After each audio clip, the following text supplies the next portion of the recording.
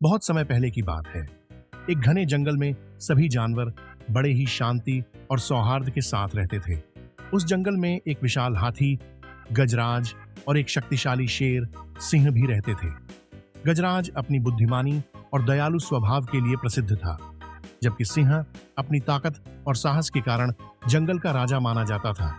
हालांकि दोनों जानवर अपनी अपनी खूबियों के कारण मशहूर थे, लेकिन उनमें कभी दोस्ती नहीं हुई थी।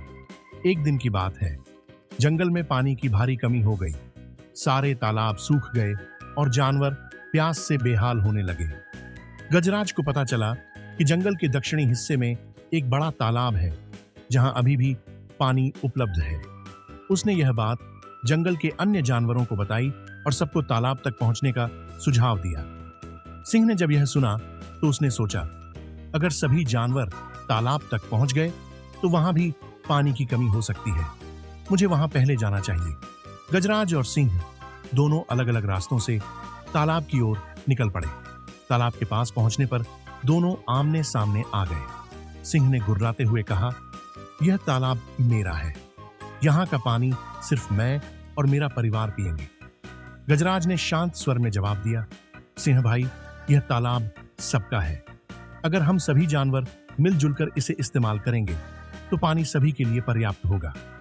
सिंह को गुस्सा आ गया।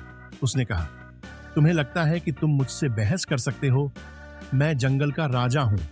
सिंह ने गुस्से में आकर गजराज पर हमला कर दिया। हालांकि सिंह तेज और ताकतवर था, लेकिन गजराज का विशाल आकार और बुद्धिमत्ता उसे कड़ी चुनौती दे रही थी। दोनों के बीच एक बड़ा संघर्ष हुआ। बाकी जानवर दूर से यह सब देखकर डर गए। कुछ देर की लड़ाई के बाद सिंह समझ गया कि गजराज को हराना आसान नहीं है। वहीं गजराज ने भी महसूस किया कि लड़ाई से समस्या का समाधान नहीं निकलेगा। उसने कहा, हम दोनों इस तरह लड़ते रहेंगे तो अंत में हमें ही नुकसान होगा। बेहतर होगा कि हम मिलकर इस समस्या का हल ढूंढें। सिंह ने गजराज की बात मानी और पानी के वितरण के लिए एक योजना बनाई। दोनों ने मिलकर तय किया कि सभी जानवरों को बारी बारी से पानी लेने दिया जाएगा। इस समझौते के बाद सभी जानवरों को राहत मिली। धीरे धीरे गजराज और सिंह के बीच दोस्ती गहरी हो गई। वे एक दूसरे की खूबियों को समझने और सराहने लगे।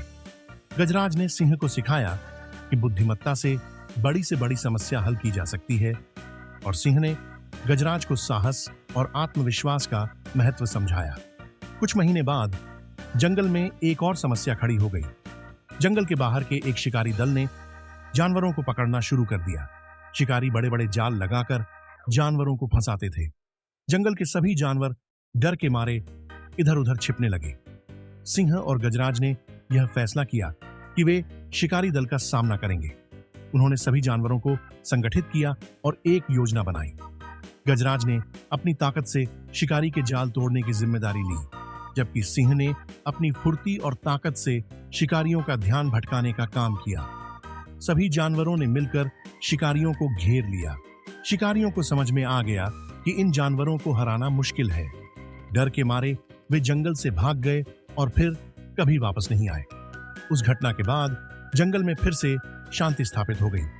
गजराज और सिंह की दोस्ती बाकी जानवरों के लिए एक मिसाल बन गई। उन्होंने सीखा कि एकता और समझदारी से बड़ी समस्या का हल निकाला जा सकता है।